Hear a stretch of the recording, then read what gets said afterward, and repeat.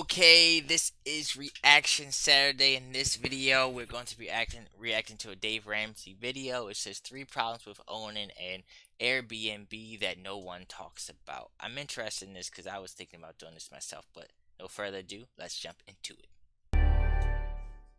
David is with us in Dallas to start off this hour. Hi, David. Welcome to the Ramsey Show. Yes, thank you, sir, for having me. Sure. What's up? Yeah, so just quick context. My wife and I, when we were engaged, did FPU. That was 6 years ago. We are now $5,000 away from being debt-free. Congratulations. Aside from our mortgage. Way to go. Just 5,000. Yes, thank you. Just 5,000 left of my student loans. Here's the thing. We're pastors here in Texas. We are moving to Oklahoma to be pastors of a church there. And what's awesome as part of the deal is we have a parsonage, so we will not have a mortgage payment there. And so my ultimate dream is that we are financially independent from the church. I love the church. I would love to one day not even have to take a paycheck from the church. And so what I'm seeing is our expenses are staying the same. Our income's actually going up a little bit with this move, and I would like to turn my house in Texas into an Airbnb property and hopefully even make income to take one step closer to being financially independent from the church. And so my question really is that a smart move, or should I just sell my home here in Texas, profit, I don't know, the way the market is right now, I can maybe profit 60, 70K, something along those lines from what I've seen. And so I'm just asking you what maybe the better or best option is. I love your goal, and I don't dislike your plan overall. I would sell the house and move the money to Oklahoma, pile up some more cash, and pay cash for your first rental in your own backyard. Airbnbs have two problems that all the people that talk about how much money they make with them don't bring up. They have three problems that people don't bring up. Problem number one, there's a ton of hassle. By the way, if you're into real estate, let me know what you think about it as far as doing Airbnb and renting out property. Let me know which one, for the people who do rent out Airbnb, let me know your personal experience with it. And for those who do regular rentals, let me know your personal experience. As far as real estate in general, as far as owning properties and like renting out stuff, I don't really have that much experience, so I can't speak on it too much. You're so clueless. So I'm just listening, but let me know in the comments below what do you guys experience is. A lot of details, a lot of work involved in getting the people in, getting them out, getting them cleaned, all that kind of stuff. Like probably 25x a normal rental, because you'll have multiple renters in a single month, right? And so you've got maid service, you've got a higher level of maintenance, you've got a lot of work involved in managing and messing with them. Okay, so a lot of hassle. Could I speak?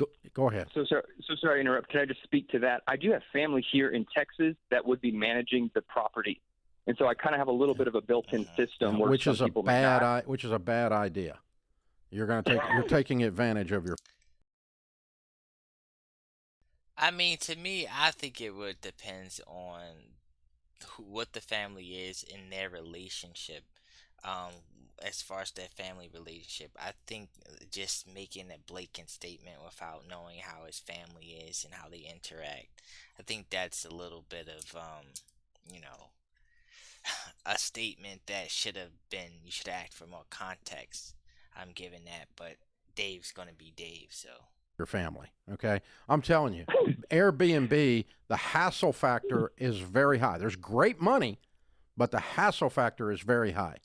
And not to cut him off, but I'm curious to see, like, when he's talking about this, he's talking about it seem like he has from experience. And you gotta remember, when Dave does stuff, it's probably on a much bigger scale than a normal person would, because if a normal person is, it's probably gonna be probably a much smaller property and stuff like that. Oh, please. Do you know what you're talking about? So Dave could be talking at it from a on a bigger magnet, like on a bigger magnitude as far as scale. Because I remember for him, for it to be profitable for him at a large scale, I mean, it may be more of a hassle. But I mean, on a smaller scale, I wonder, does Dave have that experience as well, just on a very smaller scale? But I get what he's saying, but that's just something that came to my mind. So if you want to do an Airbnb, it needs to be in your backyard. Problem number one with Airbnbs. Problem number two with Airbnbs is you have a lot of extra maintenance. People tear the crap out of your property. Nobody talks about that. That's the dirty little secret of Airbnbs. You're constantly buying carpet. You're constantly buying paint and drywall repair. But I mean, just to play devil's advocate, you can say well, I mean, with your tenants or something like that, they can kind of mess up your houses as well. I think there's pros and cons to both, because if you have one bad tenant, it's gonna be hard to get them out, and then when you get them out, your whole place probably can be torn up and stuff like that. So I think it's pros and cons. At least with the Airbnb, if you have a person that you don't, they only stand for like 2 days or something like that, so you can easily get them out if they were a bad person. But if you have a tenant, and the tenant, you pick a wrong tenant, I know you can vet them and stuff like that, but if you pick a bad tenant, like, they can really keep messing up your house and not pay you rent, and then you have to evict them and stuff like that. With Airbnb, you don't have to worry about evicting people because it's only a short rental. But I mean, I just wanted to show both sides, but then again, I'm not really in that field, so maybe I shouldn't have such big of an opinion. But let's carry on. Because they do not take it. I don't care how big a deposit you get or how much screening you do. It's not their house. And so you're going to have a high level of repairs and maintenance, which is part of that hassle factor. The third thing that nobody's talking about is several areas are now passing zoning prohibiting it. Right. Right. And so if you set your whole model up only on Airbnb, you could have the rug jerked out from under you. If the only way the deal works is Airbnb, don't do the deal, because it might not be available to you. Now, if you want to That zoning thing actually might be something that's definitely you want to pay attention to. run the hassle for the extra money and run the maintenance for the extra money, you'll make more money, but it's a lot of work. So I would move the money to Oklahoma, whether you're going to do a straight rental or whether you're going to do an Airbnb, because it's in your backyard and you're going to lay your hands on it. And you are a man who controls your destiny. You don't ask your first cousin to do it. Yes, sir. Yeah, that's what I would do if I were in your shoes. But I like your overall idea, but let's just pay cash for a rental and go that way. Christina? Yeah, I've talked to a lot of Airbnb owners, and it kind of does feel like a part-time job for a lot of them. And you get 6 of them, it's a full-time job. Mm-hmm. That could be true. Yeah, and I agree that having your family do that would kind of be taking advantage of them, especially if you're not paying them, if they don't get a cut of that and profit. if you start paying them, then the need for doing an Airbnb goes away. Yeah, exactly. And there's just a lot of mental aspects of like, I mean, there's a review system on there. So even with the maintenance, even with keeping your Airbnb up, you want to make sure that it's top notch because you want those 5-star reviews. If not, Right. I think for Airbnb, it is practically based off of location.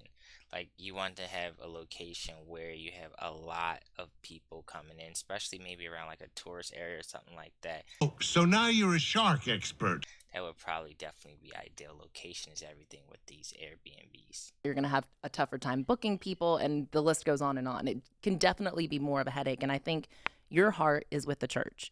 You ultimately want to pour your heart into the church. That's why you want financial independence, is so that you can love on people better. And if you're stressed out by this basic other part-time job, that's not going to be the best use of your energy. Yeah. I think it's a good move. I love your move to Oklahoma, and you're making more money. Just take the fact that you don't have a house payment anymore, pile it on top of that $60K, go pay cash for your first house, then pile all that rent up or Airbnb money up, whatever it is, and go pay cash for the second house. And then This whole paying cash thing, I mean, I know that's Dave's style, but you gotta remember, the average person, as far as having this cash to do this, if they was to actually try to do this, just pay things all cash and stuff, they would never make any particular moves. I do think this is just my personal opinion. With the prices of houses and stacking up all that amount of cash compared to how wages is versus the price of houses, and the way with the rates and stuff. I mean, piling, trying to do all this with cash, I think for a lot of people, given that wages may be unrealistic. But ideally, I see what he's saying, especially with interest rates being high and stuff like that. But from a practical sense, having all that cash versus to what people wages normally be, it's kind of like unrealistic from a practical sense. But everybody's situation is different. But let's carry on. Go pay cash for the third house, and you end up with 5 or 10 properties. You'll have enough income coming in that you are independent, and then you can decide how you're going to serve the church and what the financial arrangement of that is. That gives you the option of that. And it does put you in a completely different position in the church world, for sure. And Yeah. I love your heart and where you're talking about going with it. Yeah, and that's a super exciting move. Congratulations with all of that. A new job, new promotion, and not having to pay rent or a mortgage. That's outstanding. So I think you're going to be able to pile this cash up Bravo. quick. Yeah, it's going to put you in a really, really good position.